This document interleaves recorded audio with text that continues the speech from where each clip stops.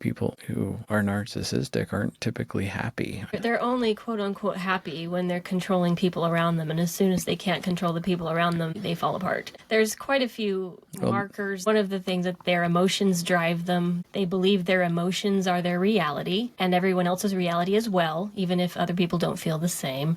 They're so dead set on keeping whatever reality they believe in safe from being confronted or challenged that they will manipulate in every way, shape, and form to protect that lie. The lies that they either want so badly to believe or want you to believe so that they have control of you.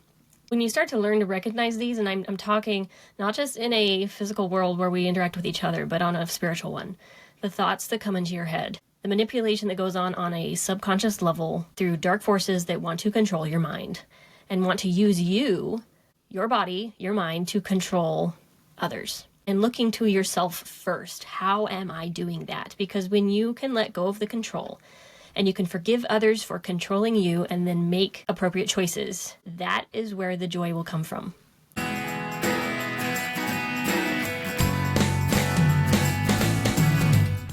Good evening. Our child has just gone to bed and it is about 10:30. Don't judge us. Mike and I are going to talk about a very important topic today, narcissism and control. Basically, that control is a toxic poison. And I want to go way, way back to what my faith believes was the pre-existence when this guy named Satan basically petitioned God to let him be in charge to save all of mankind. His proposed plan was that he would force everyone to be good, make them do everything that they should do, and therefore there would be no mistakes made and everyone would be able to get back home to heaven relatively unscathed, and that he would be the savior of the world in this way. And God rejected that offer, chose Christ to be the savior, who honored God's plan, which was to give us all of this agency, which frankly, if you look at it, it does cause a lot of problems, because when we're not perfect and we're making choices that affect other people, and some people might say, that's horrible, it's not fair, God has clearly made a mistake. But I believe that agency was the most beautiful gift any of us could ever receive. But since the fall, when Satan was cast out of heaven and he rebelled and took a bunch of spirits with him, who then became demons, they have been fighting that same battle ever since to take away our agency and force us into compliance with Satan now rather than God. And to take away that agency is the whole goal, and to force us, quote unquote, to do things that we wouldn't do if we were in our right mind. I know that when I was under the influence of depression for those 25 years, I felt a sense of I couldn't control myself. I felt this sense of being controlled by something that I couldn't describe, but it was very overpowering. Whether it was an anger episode or just the racing thoughts, it was very hard to live that way. And now that I've overcome depression, I feel so free. It's not that I never fall into making mistakes or verge on the side of control, because I think we all have narcissism in us to some degree, and it's mitigating that and saying, no, I'm not going to cater to all wants, needs, and desires. What would you say, Mike, is narcissism? I have my own definition. It's pretty simple. I kind of feel like we all have narcissistic traits where we want to control people around us or certain outcomes, and being aware of that is important, to not be afraid of somebody succeeding better than you. I think that can apply to our kids. Yeah, especially the kids. There's a tendency to try to keep them into a control grasp of some kind where they are always within our grasp or lower. Subservient. Yeah. I think even as an adult, some parents want their adult children to continue to listen to everything they say and do what they're told and train them from a young age to do that. Yeah. I don't think it works very well. In most cases, they end up being taught to follow mom and dad and do whatever they say, no matter what. And then they get to be teenagers and they decide they're not going to listen to mom and dad anymore. And they start listening to who? The media they consume and their peers. And then they grow up and they start maybe listening to a spouse to a toxic level and possibly a boss. And they don't actually learn how to assert themselves or actually listen to God. Because that's what I want my kids to do, is to stop listening to me, or to come to me when they feel like something I'm saying is not a good direction for them. Or even if I think it's a good idea, if they come to me with the ideas they think that they're being inspired to make, even if it's, I need to go to my friend's house right now. Well, you haven't done your chores, but I'm really feeling like I need to go to my friend's right now.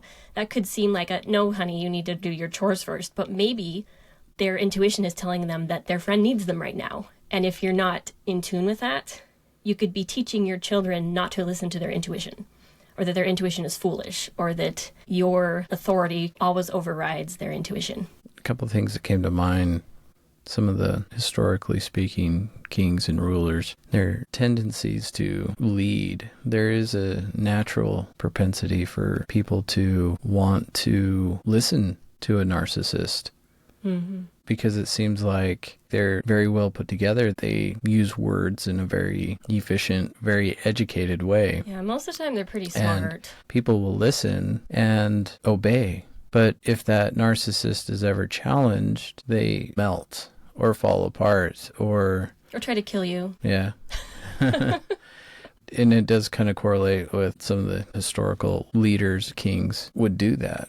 If you disagree, you're dead. Communism, in a lot of cases, you disagree, you're imprisoned, or you're killed, or you're ridiculed, or you're put in a place of so much fear that you don't dare go against the rules, because the society itself will punish you. And I see that a lot in the United States. It's fascinating to watch, where you get so much societal punishment for going against what we're being told we should be believing, that people are afraid to speak out or say, I don't necessarily agree with that. When we live in a free country, yes, but it makes it really difficult when your job's on the line or your reputation and so forth. Well, it's easy to follow, too. It's easy to follow a narcissist. It just is. It's an easier path because they're creating this certain reality that it's like you don't need to worry about it. Like you don't have to think. Yeah. You can let them do the decision-making and the thinking for you. I think that's why some people balk a little bit at being more free. I'm all about it. I have an insurance that allows me to pick and choose who I want to go to. There's no set list of doctors. Christian healthcare ministries, I love it. I chose the quite high deductible because I don't use it very often, but it allows me the freedom to make my own choices, whereas some people feel a lot more comfortable, a lot more safe being confined in a space where they're limited to the choices they can make so that they don't have to be responsible for making ones outside of the few that they have, if that makes sense. But I want to give my definition of narcissism because it's very simple. I think that it breaks down to two major things. And there's some fabulous resources online. I would highly recommend Michelle Neves. Surviving to Thriving is her YouTube channel. She delivers the information in such an, I wouldn't say upbeat because that's not quite capturing it, but optimistic, hopeful way that educates you about how narcissism works without it seeming quite so dark and dismal and hateful towards people who struggle with it. And I think we all struggle with it on some level, some more than others. But narcissism, and I studied it for a good year as a part-time job because I was trying to understand someone in my life who was demonstrating very narcissistic traits and I didn't know how to handle it. It was very helpful. But two things are, you will worship me and I will control you. 1 and 2. You will worship me, I will control you. That is Satan's plan embodied in a human being. And I think that he uses us, first of all, trying to control everything. It's always made me miserable whenever I get into, I want to control this thing, or especially when I was depressed and I wanted to control the entire planet. Everybody changed, so I don't have to. Not a happy place to be. It feels very heavy. There's nothing light about it. When we honor the choices of others, even when we don't agree with them, even if it affects us in some ways. There's obvious boundaries where we have control of our space, of our bodies, of our homes, our properties, our children until they've left home. But outside of that, it really isn't our place to be trying to control the planet or control others around us or control our neighbors. Yes, we can try to do things that will affect or inspire, but outside that, it just becomes controlling. And oh my goodness, hi. We got a little Hey, buddy. out of bed fellow. Hi. Erastus. You need to go to bed. You're so loud. Say hi, buddy. You want to say hi? Hi. Hi. Good to see you. Welcome to our program. We've waited all day to do this because You're supposed to be asleep. can you say bye? Good night. Yeah, hopefully. Yeah. But I would say that the one of the major essences or foundational principles of depression is, one, absolutely try to control yourself and others at all times, and it totally backfires. It just makes you more depressed. Well, And the world around you, and God. Tell him how he should be. When you were talking about the adversary and narcissism, there's some good examples in the Bible around that. When Moses, after he conversed with the Lord, he was confronted by Lucifer. And in that exchange, Lucifer demanded Moses worship me, and Moses refused to do so. And he basically threw a fit right there. It was a coming apart of sorts. It's an identification of a spirit, what that looks like. Like a spirit of narcissism Yeah, that we allow if we give up our free agency, essentially. And some people say narcissists cannot change. If you believe that, you don't believe in the atonement or that God is a God of miracles, because while it's uncommon for narcissists to see clearly enough to be able to change because they're so wrapped up in their world, it can be a very emotionally charged place where they really believe their own lies. But I do believe there's hope for people who struggle with narcissistic tendencies. I've seen it happen. I've seen it in myself. I used to be much more narcissistic. So I think it's absolutely possible to heal. It's an innate carnal nature of sorts. The spirit of narcissism has qualities that sometimes inflicts and torments us. Yeah, it does. I don't think anybody can escape, but I think it's easier for some people to be a little bit more self-aware than others. But it's really hard to look at those things too within yourself, because it's kind of ugly. Yeah, well, scary. When you're a narcissist, there's certain power. When you get people that validate you in what you're doing, and then somebody challenges that validation with a truth or simple logic, at all costs, they have to defend it. And that's where the meltdown happens. They have to protect this self-created reality. Based on probably some truth, but it's been validated by people that have subscribed to that narcissism in their world. They've fed off of and had success with that. And people that challenge them usually become enemies, and they stop talking to you. I think the people who are on that spectrum, they can't just disagree with you or not be friends anymore. I've seen it many times where they are out to destroy your reputation, your identity. If they could put you in jail, oh, they would. Like, they just hate you. I mean, you see it online a lot with the way that people treat each other. Respectful dialogue is so valuable. Whenever I confront someone's belief system online and challenge it, I always express gratitude if that person responds honestly but respectfully, even if I don't agree with what they're saying. Because I feel like it's more and more rare these days. And I think that it really started in grade school with how we've been taught to just get along and stop fighting. And I think it's a mistake that we've been taught this since we were little kids. I get it that it's the easy thing and we don't want bullies and so forth. However, we have been taught that it's not okay to disagree, and that we have to keep our feelings inside. We were not encouraged to express differing opinions in a space where we could be taught and mentored. That process emotion. Yeah, and in a school environment where you could debate things in a way that, of course, when you're practicing that, kids and even adults may say things that hurt each other's feelings, and that can, to some people, feel like, oh, that's not a safe environment. But how can we be more resilient? How can we learn how to say things more respectfully if we're not even given the practice in an environment with a mentor who can help us do that? I think that's a very valuable skill that I would say, 90% of the population, maybe that's just my opinion, lacks. They just don't know how to do it because they were told to just be quiet, get along, don't fight. I think it was a mistake. We have to honor the choices of other people. We have to respect, even if we don't agree with the choice. I honor you. I honor where you are right now. But when the next opportunity comes, will you honor and respect the choices of others? Or will you try to force your opinions, force your way of life? force your way of being, encourage politicians to enforce laws that will force people to do what you think they should do. This is all wrong. You take any good thing, even if it's true 100%, and you force it, you make it compulsory, it then becomes evil across the board. Hitler had so many good ideas. And you read some of his stuff, it's like, wow, these really good ideas. They seem very sound. But as soon as you force them upon people, it's no longer good. I agree. No matter how well-intentioned they are. I like to push my health upon Mike sometimes, and he really resents that. Please eat better. Please eat these. Please drink this green drink. And he's like, gross, get that away from me. Please.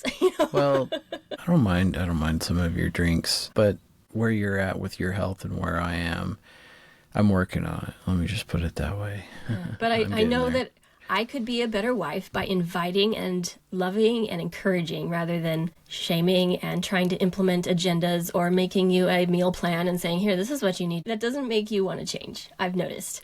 Well, and that's the thing. Change has to come from the individual. You got to give people the room to make those decisions. And outside of civil unrest or people assaulting other people or destroying property, basic laws that protect us and should be enforced. Proper boundaries, of course. Yeah, proper boundaries. But people need to be able to make their decisions, be able to choose what they want in their life. And even if it affects me, even if down the road we get medical bills, because there's so many choices people make that affect other people. And we're going to encounter burden wherever we go. And I do agree that we can be responsible for our own health. If I choose poorly in my life, then it becomes incumbent upon somebody else to take care of me. So how do you navigate that? Or secondhand smoke. If you have a spouse who smokes, and I think what it really breaks down to is you have the agency to choose who you're with, choose who you work for, and you may say, oh, no, I don't, but we all do. We all do.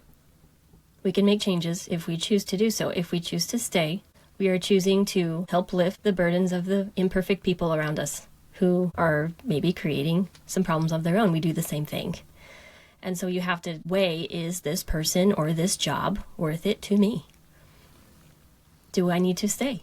Do I need to go? I think turning, of course, to God's will and aligning with that, you know what the thing is. It can be hard to watch the people we love make choices that we wouldn't make ourselves or we've made in the past and we don't want them to make again.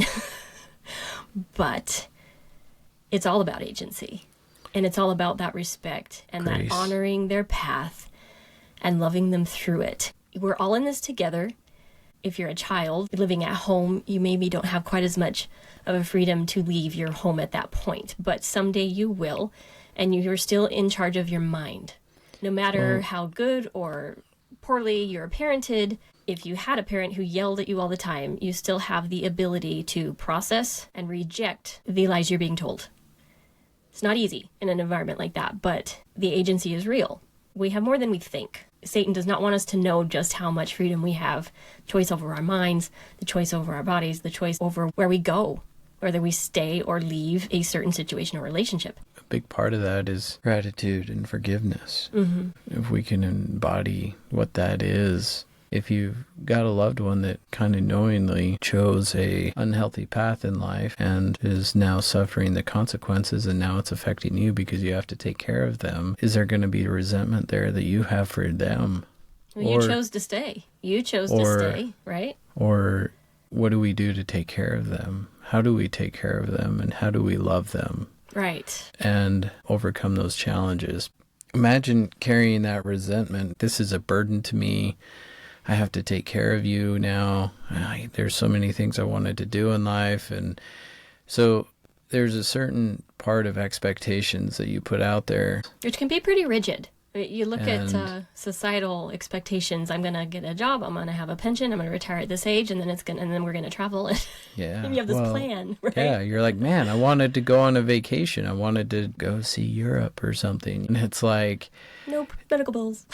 Nope. Yeah, exactly. Where's the gratitude? Where's the forgiveness? How do we see them as a child that's learning? Because we all have things that we're children at. And being that, wow, this is hard, but dang it, I love you. We're going to get through this. I saw this coming, but I love you so much. And I'm not going to let you go. I'm not going to let you go. There's value and beauty to sticking with imperfect people and watching them grow and being not just content, but alive in the adventure. Well, we're all imperfect. We're all imperfect. Being with imperfect people. Grace. Oh my gosh. Grace has saved my life. I've had some opportunities to be pretty frustrated with a particular neighbor. Mike knows who this neighbor is. He gets pretty frustrated with this neighbor too. But just looking at them like this is a beautiful soul that has some childish qualities that they're growing from, and I'm going to just love all over them and let them know that I still like them, still love them, even when I don't like some of their choices. We can burn bridges so badly that people just want to see you crash and burn, rather than when they see you giving them grace. Within boundaries, of course, like that's not okay. Please don't say that to me. You know, it depends on the situation, but to just be reassuring people that I still care about you. Reassure people that even though maybe you don't like what they do, that you like them. And that opens up that space where they can offer that help. Because if people feel that you care, it's hard not to like you. I think people stop caring when they feel like you don't care about them. Yeah. And I felt that way about teachers. It was really hard for me to feel motivated to work hard in a class. I'd do the minimum work if I didn't feel like a teacher cared.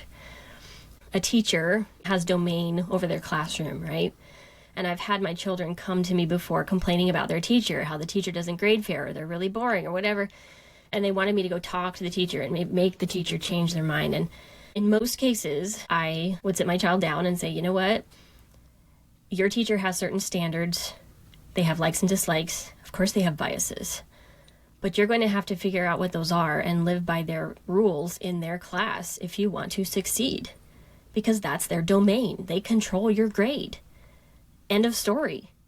You can't make the teacher change. If you expand that into all of life's situations, I think you can figure out where the boundaries are. When you realize who's in control here, really? Am I? If it's possible, maybe you change classrooms. Maybe you change teachers. Maybe you take the class again. But if you can't, either you drop out of college, or I guess you do have that choice. You got to obey their rules at that time and then move on, right? Even people you work for can be that way. Spouses can be that way. Yeah, it's a battle when your spouse is controlling every aspect of your life and you feel so restricted, or you're walking on... Are you talking about me? Eggshells. I'm not talking about you. Don't look at me that way. I'm not talking about you. No, I'm grateful right now. I've got the freedom where I'm not working for anybody under a W-2 status. But that era when I learned a lot, even though I didn't agree with my boss.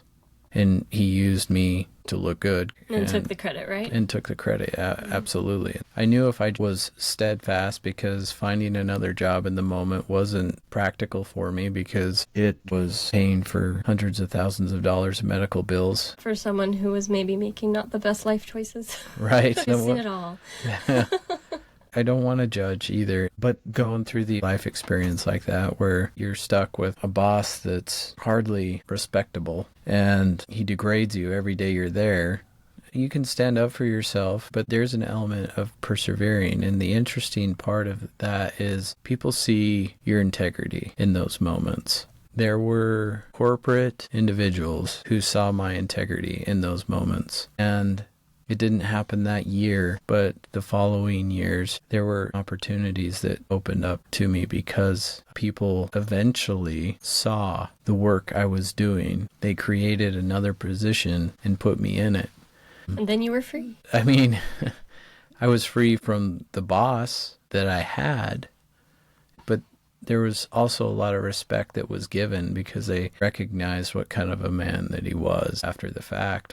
But in the end, it worked out a lot greater for my career and my pocketbook. Because you're able to honor where he was at and not let it get you down too much. Exactly.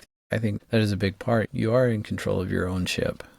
There might be some choppy seas out there, but... You got to navigate it. Yeah, how you move through those waves, tackle those obstacles. It's led to who I am today, but it's also helped me see narcissistic people. I want to clarify something I said before. When you were promoted and you were no longer under the boss, I said, you're free now. And I want to emphasize that you were free the whole time. You're free the whole time. Sure. You're a free agent. You could have made a different choice, but you chose to stick it out. And so I just wanted to emphasize that in most cases, excluding those that involve major life prison, Holocaust camps, even they had control over their thoughts. And books I've read about the Holocaust, they talk about how even when they lost all of their freedom in every other respect, they still had control over how they handled it, their thoughts, their own minds, that the Nazis could not, they tried, but they could not ultimately control their thoughts. And that gave them a sense of power. Yeah. The part that was the most liberating for me in the end, working for someone who was narcissistic. Did you say that the narcissism was designed to control you? Was the narcissism in both of these cases designed to control you, take away your choice? Like, did they want you to make it feel like you didn't have a choice? Yeah, it was become subservient, but there was a part of me that I always knew better. I just learned to not say anything in the moment.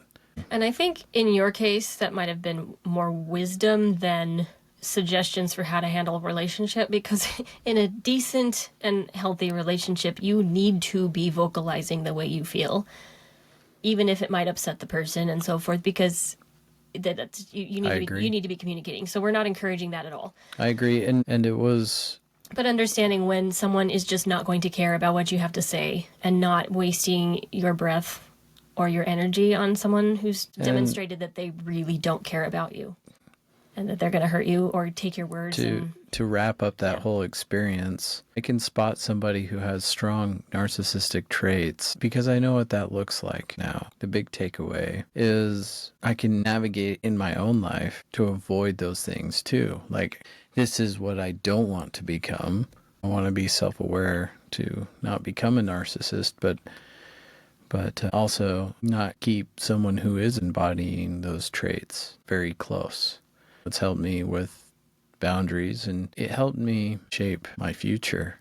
After I got divorced, working with people who have strong narcissistic traits, I think you're going to bump into that regardless of where you go. And like you said, you have to have respect for the teacher in their domain. You have to have respect for your boss in their domain.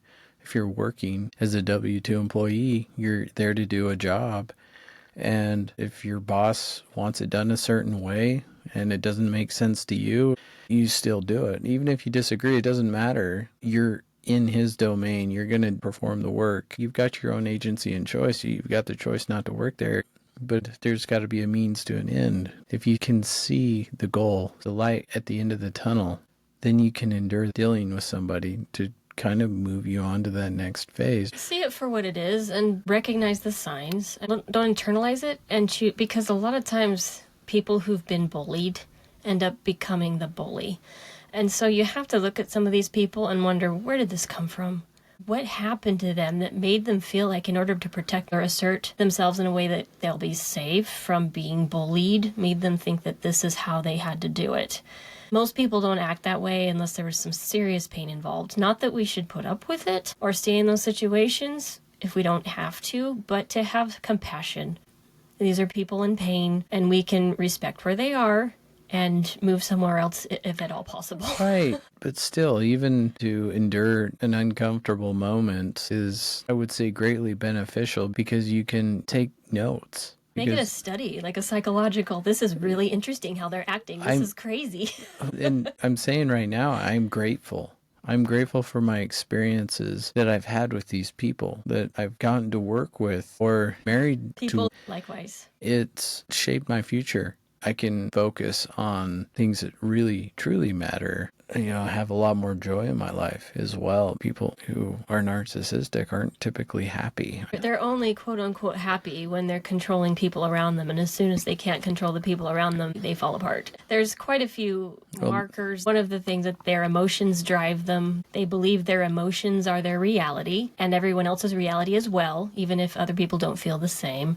They're so dead set on keeping whatever reality they believe in safe from being confronted or challenged, that they will manipulate in every way, shape, and form to protect that lie, the lies that they either want so badly to believe or want you to believe so that they have control of you.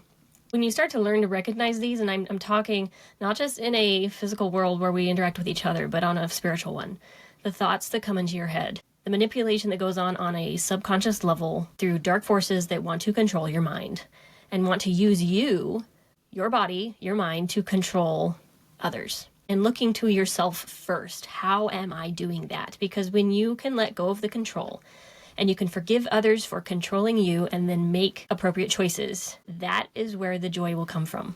When you are free of the burden of controlling other people and free of the burden of being controlled. It's forgiveness. It's forgiveness. Forgive yourself, forgive others, let it go. It's heavy. It is heavy trying to carry everybody else around in a way that's not helpful. You will do what I say. You will do what I think. You will validate my feelings. It's not. It's just not. People could validate you all day. One person disagrees with you and the whole world would have to bow down and cater to your whims in order for you to be happy. And believe me, I've been there. It's one of the foundational principles that will keep you in mental health prison and keep you depressed. So I just wanted to say that, as well as talk about 3 different kinds of relationships. And I talk about Benjamin Hardy quite a bit. I refer to him a lot because he has such good stuff. But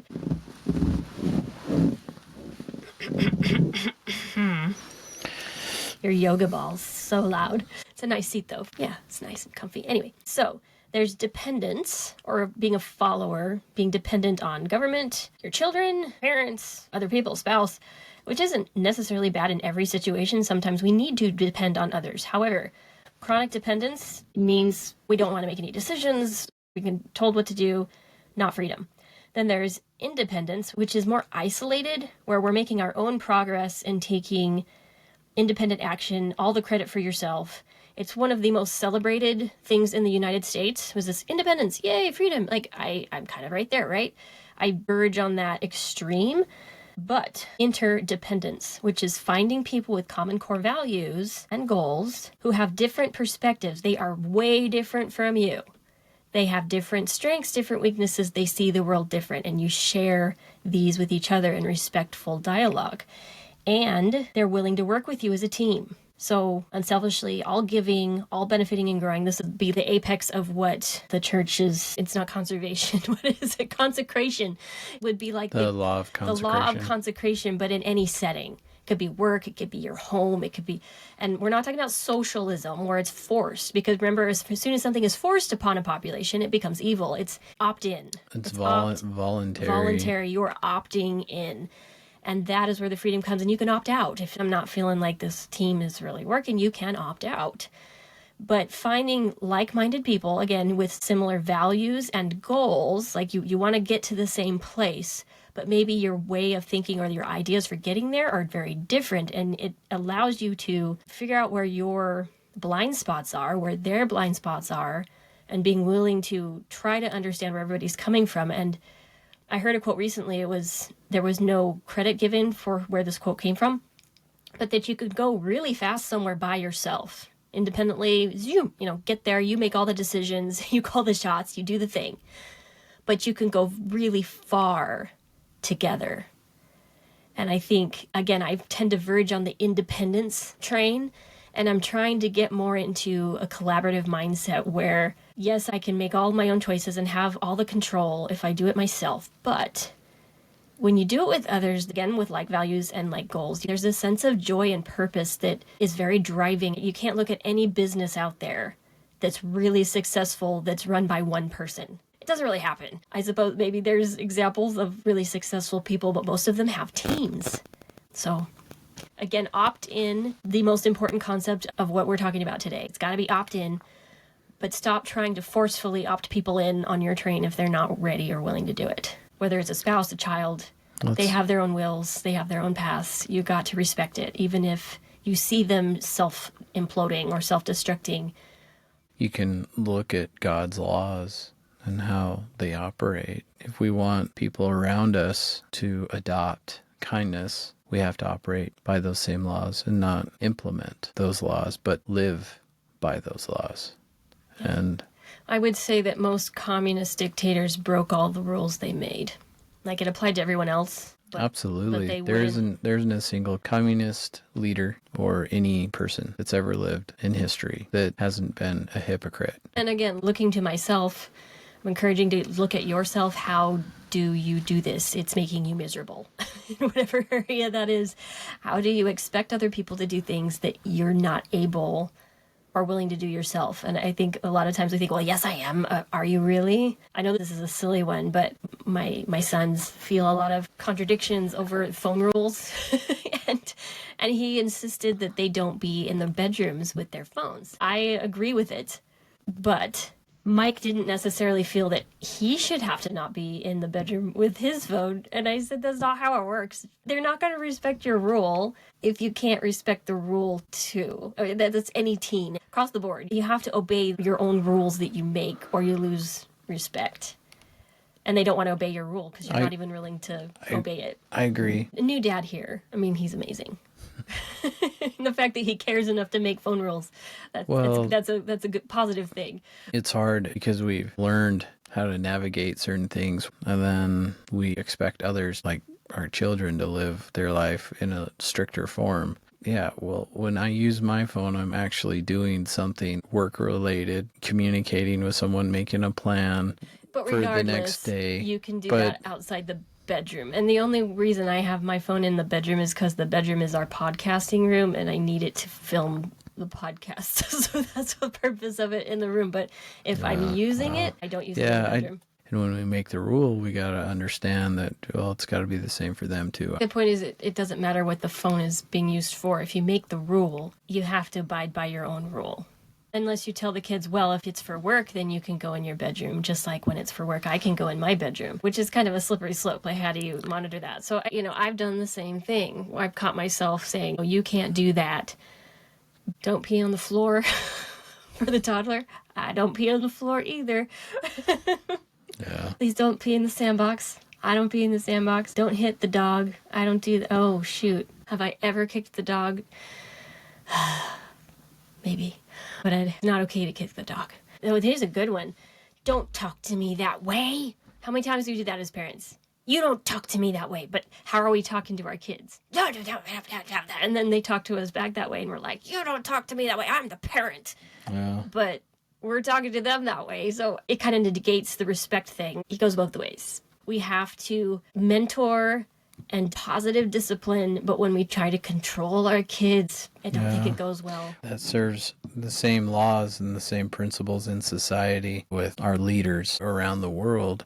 They make laws for thee, but not for me. If you don't want your kids watching certain shows, then don't watch those kind of shows either. As a parent, you try to create all these buffers. But I think sometimes we think we're above the buffer because we know. Like, we understand. And so we don't have to follow the buffer. But it's just not accurate. It's not true. Which ties back to God's laws and how they work. He obeys his own laws. And he does.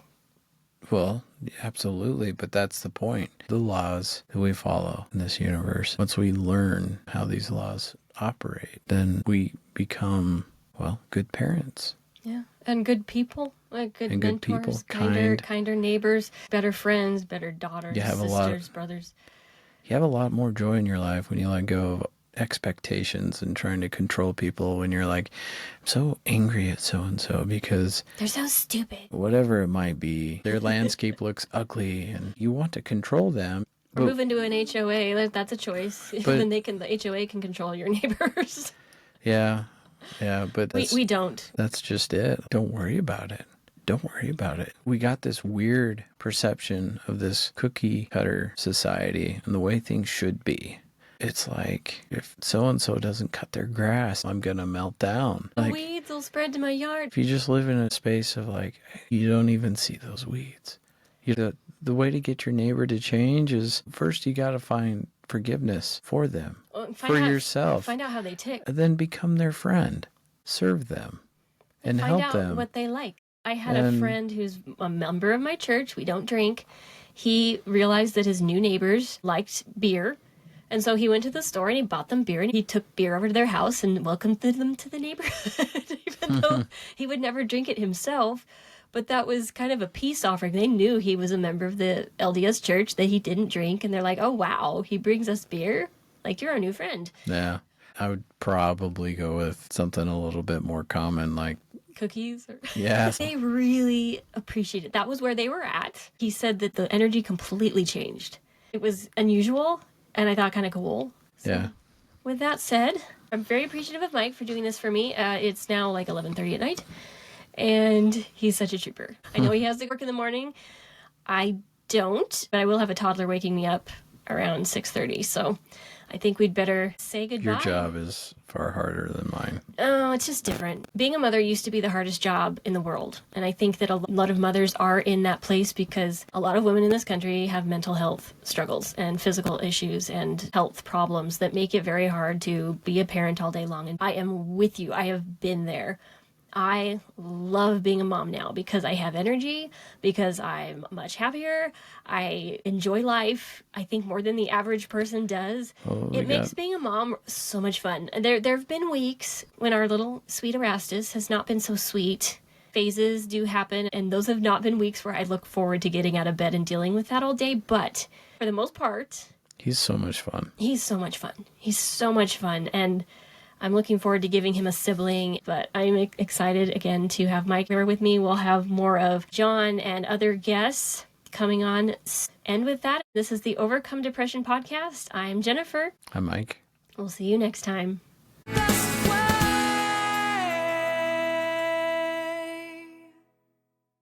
If you are new to this podcast, please go watch all of the hashtag introduction videos first, and then consider downloading the Overcome Depression workbook. Links in the description. The content in this podcast is based on my own personal beliefs, is for informational purposes only, and is not intended to substitute for medical advice, diagnoses, or treatment. Please refer to the full legal disclaimer in the description.